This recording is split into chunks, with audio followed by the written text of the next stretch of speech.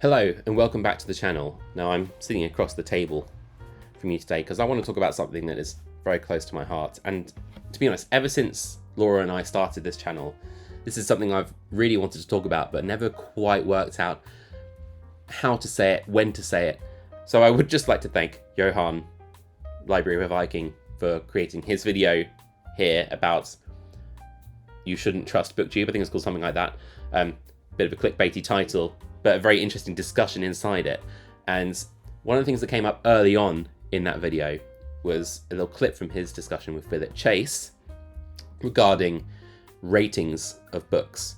And Philip made a point, I'm going to paraphrase it here, basically about Goodreads ratings, how often you'll find that classic literature has a lower than expected rating on Goodreads compared to more recent popular books that might have become viral on, say, BookTok or BookTube or whatever. Forgive me, Philip, if I'm misrepresenting you here, but basically his point was around those ratings not being a very good key for tuning into whether a book is good or not, that they're more related to people's enjoyment of that book. Now, my philosophy, and I'm not referencing any journals here, I'm not referencing any books, this is something that I have been feeling for a while now, entirely my own view, and possibly it is the view of others in academia too, and I'm sure it's not an original view, but all that to say is that I don't have any citations for you. But you may or may not vibe with this, which is that there is no objective quality in art.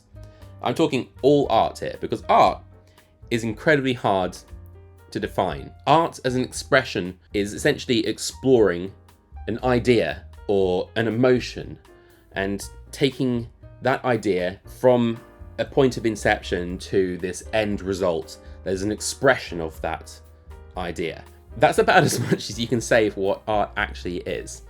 And to be able to look at a piece of art and say that art is good, that art is bad, it all really comes back to your own personal response to that piece of art. You could look at some of the intrinsic qualities of that piece of art. You could look at how well does it do what the artist set out to do.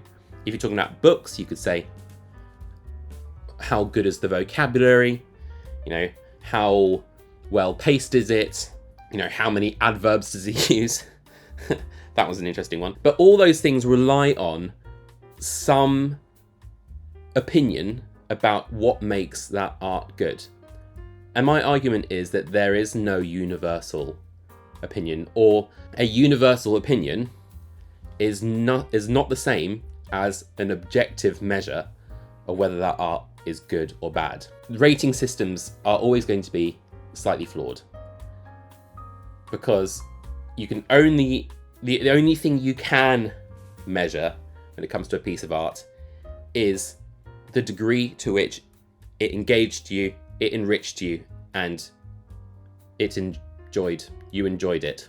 That was so close. Those are the only things you can really use when it comes to categorizing a piece of art and giving it some arbitrary rating from 0 to 5 stars. And to be honest, I actually find this incredibly liberating, because if you remove yourself from having to say whether or not a piece of art is good and instead focus on those three things, your engagement, your enrichment, and your enjoyment of it, any piece of art can be good. Your rating of it is an entirely subjective view of your experience with it. So therefore, let's say you are an artist and someone reviews your art and gives it a critical score. You don't have to absorb that as an objective view of the quality of your art if you understand that it is literally just a picture of that person's engagement, enrichment, and enjoyment of that art. I honestly think every piece of art is good for a certain group of people. And the only possible objective measure you can have of art, of the quality of art, is the number of people that it vibes with. This is the core of it. Objectivity in art is just vibes. It's all vibes. It's vibes all the way down. So whether or not you vibrate with an art, that is your only measure for how good it is.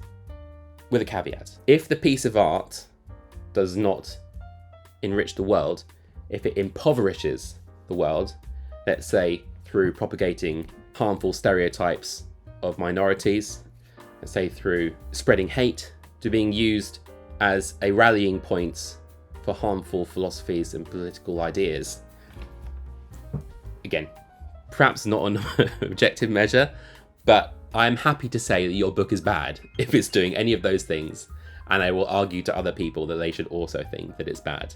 At the end of the day, I hope that it liberates you somewhat to not have to think of a book as good or bad, but instead to think about how it vibes with you, to think how it engages you, how it enriches you, and how you enjoyed it.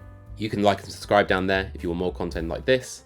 You can head over to Hardy's Books on Instagram and hardysbooks.co.uk to find the books that we're selling. Thank you very much for watching, and we'll catch you in the next video.